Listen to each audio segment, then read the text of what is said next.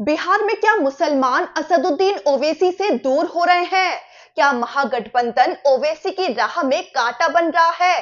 क्या ओवैसी की party AIMIM के लिए 2020 जैसी जीत हासिल करना मुश्किल लग रहा है?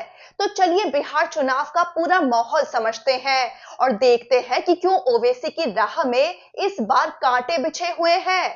तो मुस्लिम राजनीति के एक प्रमुख चेहरे असदुद्दीन ओवैसी ने इस बार बिहार की सियासी बिसात पर नई चाल चली है। शुरू में उनकी इच्छा थी कि वो विपक्षी महागठबंधन का हिस्सा बनकर चुनाव लड़ें, मगर उनके ऑफर पर आरजेडी और कांग्रेस ने दिलचस्पी नहीं ली और नजरअंदाज कर दिया। जिसके बाद एआईएमआईएम ने पहले तो अकेले चुनाव लड़ने का फैसला किया, लेकिन बाद में छोटे दलों के साथ गठबंधन करके मैदान में उतरने का निर्णय लिया।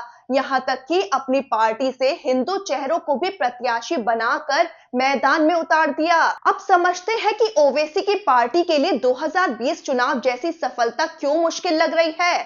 तो इस बार का बिहार चुनाव एनडीए और महागठबंधन के बीच सीधी टक्कर बन गया है, जिससे एआईएमआईएम के लिए जमीन काफी कठिन हो गई है। आरजेडी और कांग्रेस का मजबूत मुस्लिम वोट बैंक पहले से मौजूद है और ओवैसी का फोकस भी वही तबका है। वक्फ एक्ट के मुद्दे पर तेजस्वी यादव के स्टैंड ने पसमानदा मुस्लिमों तक पहुंच बनाकर उन्हें साधने की कोशिश भी की, जबकि राहुल गांधी भी वोट चोरी और संविधान बचाओ जैसे मुद्दे उठाकर मुस्लिमों को अपने पक्ष में एकजुट कर रहे हैं। देखा जा रहा है कि ओवैसी की पकड़ मुस्लिम बहुल सीमांचल इलाके से आगे नहीं बढ़ पा रही है और बड़ी बात तो यह है कि सीमांचल इलाका भी ओवैसी के लिए बड़ी परीक्षा बन गया है। दरअसल वोटर अधिकार यात्रा के बाद सीमांचल का माहौल भी महागठबंधन के हक में झुका हुआ दिख रहा है। ऐसे में मुस्लिम वोटर्स का झुकाव महागठबंधन की ओर जाना लगभग तय माना जा रहा है, जिससे एआईएमआईएम की उम्मीदें कमजोर पड़ती दिख रही हैं। अब सीमांचल का बदलता समीकरण भी समझ लीजिए। तो सीमांचल क्षेत्र असम और पश्चिम बंगाल से सटा इलाका है, जहां मुस्लिम आबादी 40 से 70% तक है। इसी वजह से ओवैसी ने इसे अपनी सियासत का केंद्र बनाया था। 2020 में मुस्लिम वोटों के बंटवारे की वजह से एआईएमआईएम ने कांग्रेस और आरजेडी को नुकसान पहुंचाया था और इस वजह से हुआ ये कि बीजेपी सीमांचल में सबसे बड़ी पार्टी बनकर उभर गई थी। लेकिन इस बार एआईएमआईएम की सक्रियता पहली जैसी नहीं दिख रही है। मुस्लिम वोटर्स में ये बात देखी जा रही है कि 2020 चुनाव में एआईएमआईएम को वोट देने से बीजेपी को ही फायदा हुआ था। यही वजह भी रही थी कि जीते हुए एआईएमआईएम के 5 में से 4 विधायक आरजेडी में शामिल हो गए थे। अब सबसे बड़ा सवाल, क्या मुस्लिम वोटर्स एआईएमआईएम से दूर हो रहे हैं? तो एनडीए और महागठबंधन की सीधी जंग में ओवैसी की पार्टी हाशिए पर जाती दिख रही है। 2020 की तुलना में ओवैसी का इस बार अभियान कमजोर नजर आ रहा है। पार्टी के अंदर भी नाराजगी की लहर दिख रही है।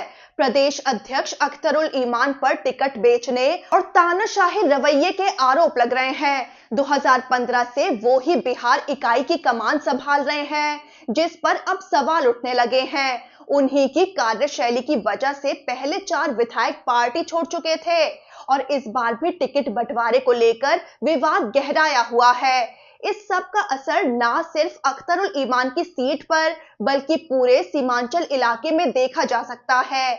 ऐसे में मुस्लिम समाज का एआईएमआईएम से मोह भंग होना तय माना जा रहा है। इसीलिए ये कहना गलत नहीं होगा कि ओवैसी के लिए 2020 जैसी सफलता दोहराना इस बार बेहद कठिन चुनौती बन चुकी है। वहीं बड़ी बात यह भी है कि हैदराबाद के बाहर जहां जहां ओवैसी की पार्टी को सफलता मिली है, वहां वो किसी गठबंधन की मदद से ही संभव हुआ है।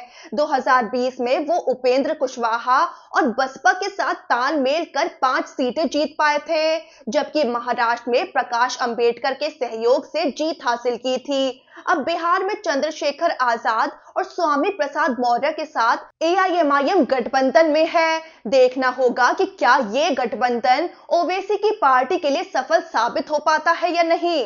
इस बार ओवैसी की पार्टी ने मुस्लिम बहुल सीमांचल तक सीमित रहने के बजाय उत्तर और दक्षिण बिहार की कई सीटों पर भी उम्मीदवार उतारे हैं। खास बात यह है कि एआईएमआईएम ने केवल मुस्लिम नहीं बल्कि हिंदू प्रत्याशी भी उतारे हैं। अब दिलचस्प हो गया है ये देखना कि बदले हुए तेवर के साथ क्या ओवैसी 2020 जैसी सफलता दोहरा पाएंगे।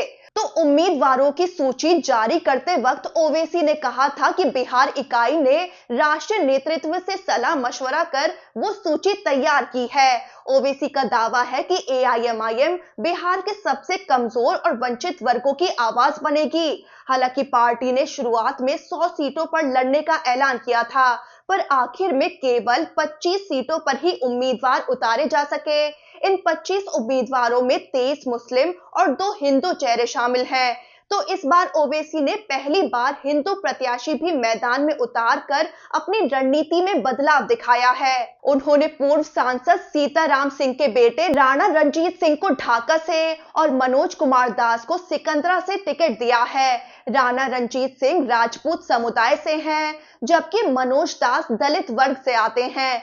2020 के चुनाव में एआईएमआईएम ने इन दोनों सीटों पर उम्मीदवार नहीं उतारे थे, क्योंकि तब उपेंद्र कुशवाहा की पार्टी आरएलएसपी उनके गठबंधन में थी और उन्हीं की पार्टी ने इन सीटों पर चुनाव लड़ा था। ढाका सीट उस वक्त बीजेपी ने जीती थी, जबकि सिकंदरा सीट जीतन राम मांझी की पार्टी के हिस्से में गई थी। इस बार इन दोनों सीटों पर हिंदू उम्मीदवार उतार कर ओवैसी ने नया राजनीतिक दांव चला है। अब ओवैसी की सीमांचल से बाहर पांव फैलाने की रणनीति समझते हैं। तो अब ओवैसी सीमांचल के अलावा उत्तर और दक्षिण बिहार के क्षेत्रों जैसे दरभंगा, सीवान, मुंगेर और भागलपुर में भी अपनी मौजूदगी बढ़ाने की कोशिश कर रहे हैं। ये कदम एआईएमआईएम के संगठन विस्तार की दिशा में एक बड़ा संकेत है। अब देखना होगा कि क्या ओवैसी की रणनीति सफल हो पाती है या विपक्ष का महागठबंधन ओवैसी के लिए कांटा बनकर बड़ा नुकसान पहुंचाने वाला है।